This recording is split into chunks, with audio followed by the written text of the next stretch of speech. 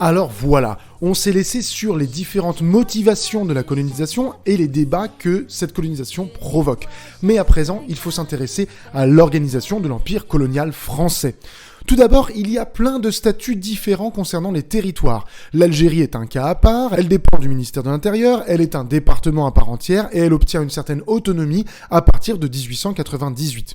Les colonies qui sont conquises dans les années 1880 et 1890 sont totalement administrées par un gouverneur qui lui est sous l'autorité d'un ministère des colonies qu'on a créé en 1894.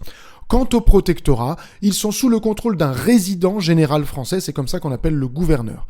On va constituer de vastes ensembles coloniaux, à savoir l'AOF et l'AEF. Alors l'AOF c'est Afrique occidentale française, l'AEF c'est l'Afrique équatoriale française, l'AOF est constituée en 1908 et l'AEF en 1910.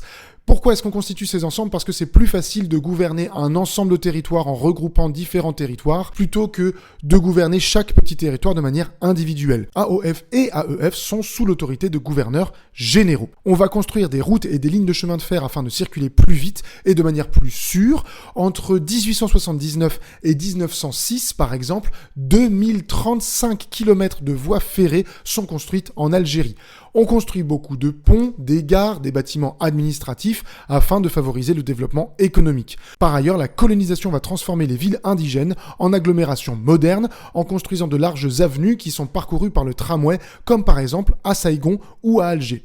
Les arrière-pays, tout ce qui n'est pas nécessairement les principales villes, restent néanmoins largement isolés, largement enclavés et à l'écart de ces transformations, ce qui provoque des inégalités entre les grandes villes et les arrière-pays. Par ailleurs, si on change d'échelle, dans la ville même, il y a des inégalités entre les quartiers les plus riches et les quartiers indigènes. Les quartiers habités par les colons sont les plus riches et les plus luxueux, mais les quartiers indigènes restent les plus pauvres, les plus insalubres et les moins sûrs. Les administrateurs, ceux qui vont devenir éventuellement gouverneurs ou résidents généraux, sont formés dans ce qu'on appelle une école coloniale. C'est une école qui est créée à Paris en 1889 et qui a pour but de former les futurs administrateurs.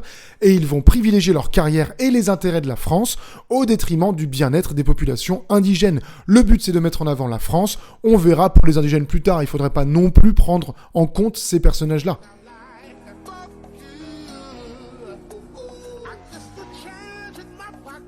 Et au niveau de la moula, me direz-vous, au niveau économique, qu'est-ce que ça donne ? Eh bien, ça donne des ressources minières et des nouvelles cultures qui sont destinées à l'exportation en métropole. En matière de nouvelles cultures, je vous parle de la vigne en Algérie ou de l'arachide au Sénégal. Voilà.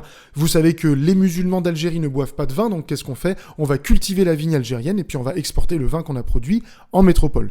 La France va concéder à des sociétés privées l'exploitation de ces ressources pour une durée de 30 ans et on donne par exemple 70% du Congo à 40 firmes privées différentes. Ça fait de l'argent. On va donner des territoires à des firmes qui donnent de l'argent pour louer ces territoires. Ça fait nécessairement des bonnes ressources économiques sur lesquelles on peut s'appuyer. L'Algérie et l'Indochine sont les principaux territoires d'investissement et d'échange au sein de l'empire colonial français. En Algérie, par ailleurs, dès 1871, les terres fertiles sont confisquées par les colons européens. Quand je dis confisquées, c'est on prend véritablement les territoires sur lesquels les indigènes vivent et on dit dorénavant, ça n'est plus ta terre, ça appartient à des colons. Les populations indigènes vont être alors soumises au code de l'indigénat en 1881 et vont subir à nouveau le travail forcé malgré l'abolition de l'esclavage en 1848. Et là, vous comprenez que ça devient compliqué de concilier liberté, égalité, fraternité, abolition de l'esclavage et code de l'indigénat et travail forcé à partir de 1881. Il y a quelque chose qui cloche, il y a quelque chose qui n'est pas logique. Et on va fermer les yeux en tant que républicains français en disant « Oui, mais c'est la mission de colonisation, vous ne comprenez pas ». Bah si, on a bien compris finalement. Par ailleurs, la conquête coloniale a un coût. Entre 1850 et 1913, les dépenses coloniales représentent 10% de la totalité des dépenses publiques françaises. On a des industriels et des négociants qui vont s'enrichir par la colonisation, mais on ne peut pas généraliser ce constat à l'ensemble du pays. Tout le monde ne s'enrichit pas. En fait, l'Empire ne reçoit que 10% des investissements français en 1913 et n'est que le 3e partenaire commercial de la métropole, après l'Angleterre et l'Allemagne. Autant vous dire que ça n'est pas la richesse pour les colons, ça n'est pas une totale réussite économique.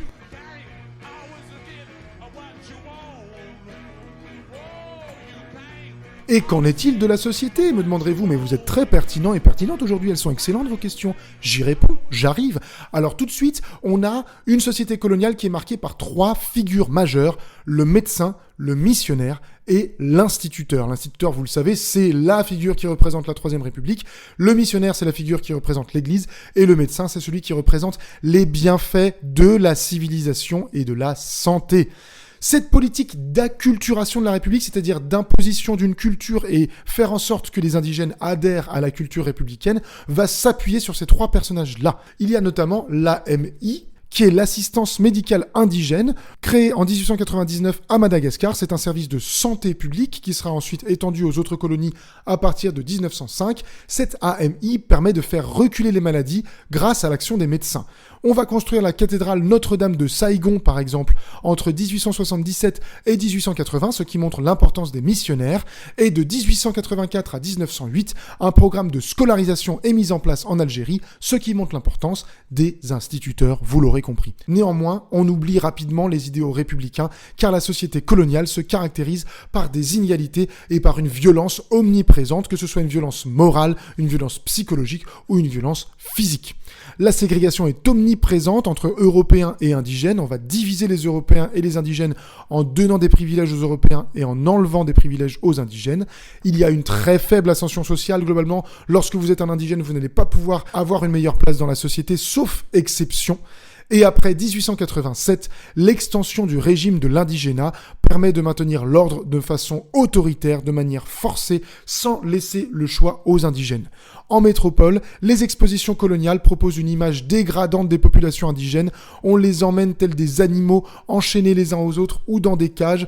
Bref, c'est une horreur, c'est un racisme jamais vu et ça donne une image terrible des indigènes qui passent pour des bêtes sauvages. On va refuser de reconnaître cette culture indigène et les excès de la domination coloniale, économique, politique, de violence, de culture, va provoquer des soulèvements et des émeutes régulières.